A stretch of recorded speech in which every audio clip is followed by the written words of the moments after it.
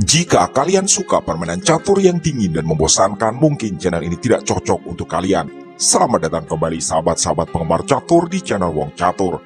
Channel khusus partai catur brutal yang penuh kejutan dan pengorbanan perwira spektakuler. Semoga sahabat-sahabat semua sehat selalu. Kali ini kami menemukan sebuah partai luar biasa keren dari ajang Budapest FS06 GM di Budapest, Hungaria pada tahun 2003. Yaitu antara Grandmaster Serbia Goran Todorovic melawan Grandmaster Amerika Serikat J.C. Kraij. Ini mungkin adalah video kesekian dari Wong Catur di mana sebagian besar sahabat-sahabat baru pertama kali mendengar nama kedua pemain. Tapi sekali lagi, sebagai ciri khas channel ini, kami hanya memilihkan partai-partai istimewa dengan langkah-langkah kejutan dan tentu saja pengorbanan perwira secara spektakuler. Jadi, ikuti sampai selesai, siapkan fokus, bersiaplah tercengang, dan mari kita mulai. Pada permainan kali ini, Goran Todorovic memegang buah putih dan J.C. Kraij memegang hitam. Putih membuka permainan dengan pion E4 dan hitam menjawab pion E6. Kemudian pion D4 dan pion D5 menawarkan pertukaran. Goran Todorovic menolak tawaran dan memilih langkah kuda ke D2. Ini adalah formasi French Defense Tarats Variation atau pertahanan Prancis variasi Tarats. J.C. Kraij mengembangkan kuda ke petak F6 sambil menambah tekanan pada pion E4. Putih lalu mendorong pion ke E5 menyerang kuda. Kuda hitam bergeser ke petak D7. Permainan berlanjut dengan pion C3 dan C5. Lagi-lagi membuka kemungkinan terjadinya pertukaran pion. Sekali lagi Goran Todorovic menolak dan kali ini memilih meluncurkan gajah petak terang ke D3. Jawaban dari J.C. Kraij adalah pengembangan kuda ke petak C6. Putih kuda E2 dan terlihat sebagai persiapan rokade bagi rajanya.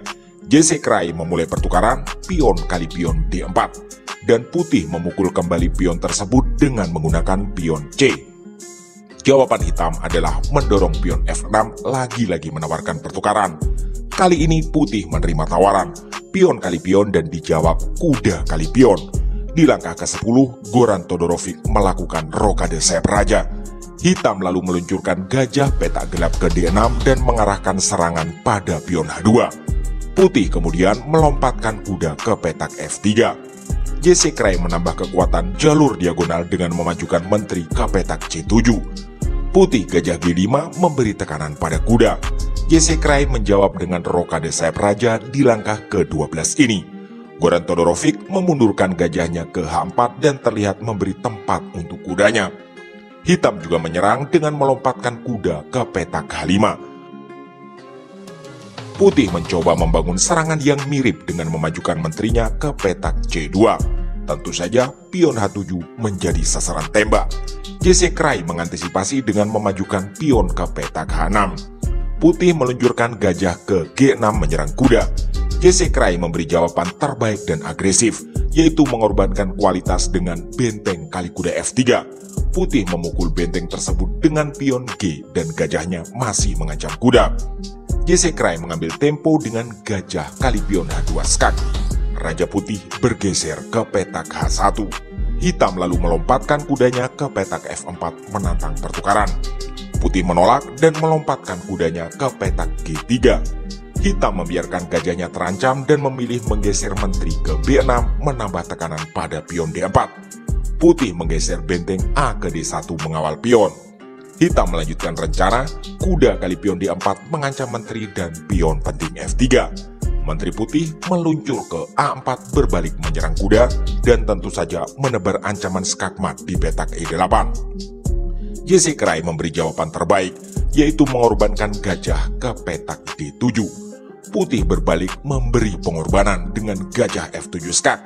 Hitam memberi lagi jawaban terbaik, menerima pengorbanan dengan raja kali gajah. Barulah putih menteri kali gajah D7 skak. Raja hitam mundur ke petak G8.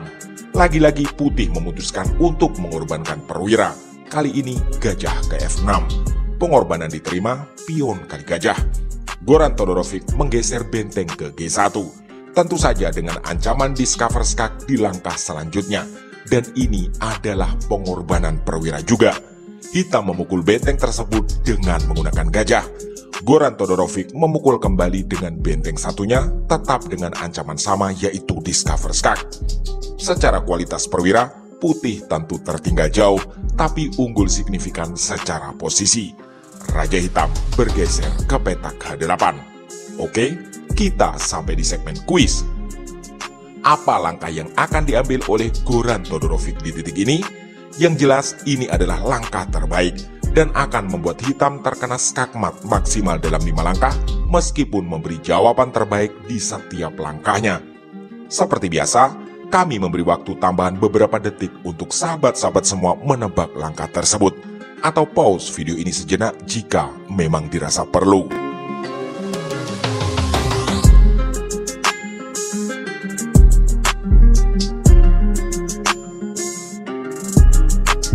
Oke, terima kasih dan selamat bagi yang tebakannya benar. Langkah tersebut adalah pengorbanan perwira berikutnya, yaitu kuda lompat ke petak E4. Tentu saja, jika kuda ini dipukul pion, maka Putih Menteri meluncur ke G7 dan itu adalah skakmat. Di partai aslinya, Hitam mencoba bertahan dengan langkah yang terlihat masuk akal, yaitu menggeser benteng ke G8 demi mengawal petak G7 dari pendudukan Menteri Putih. Sampai di sini, bisakah sahabat-sahabat menebak langkah mematikan dari Putih? Ya, benar. Akhirnya, Putih mengorbankan perwira termewahnya, yaitu Menteri ke-H7 Skak. Dan setelah langkah ke-27 tersebut, Hitam alias JC Krai memutuskan untuk menyerah. Kenapa Hitam menyerah? Mari kita bahas detail. Di posisi ini, tak ada pilihan bagi Hitam menolak pengorbanan.